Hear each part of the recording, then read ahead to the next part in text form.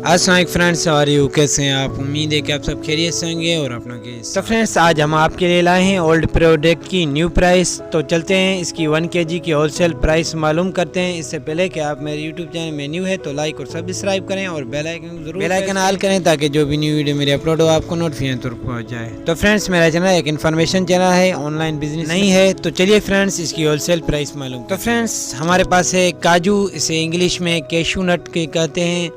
इसकी wholesale price जो 1 kg की है वो है 4000 रुपीज़, 4000 रुपये, और फाइनल आपको 3500 तक भी मिल सकता है। और इसकी 250 ग्राम की प्राइस है 1000 rupees. Thank for watching my YouTube channel. तो फ्रेंड्स, डेली प्राइस की अपडेट के लिए आप मेरे यूट्यूब चैनल को लाइक और सब्सक्राइब करें और बेल आइकन जरूर कैसे हैं, बेल आइकन ऑल करें ताकि जो भी न्यू वीडियो मेरी अपलोड हो आपको नोटिफिकेशन पहुँच जाए।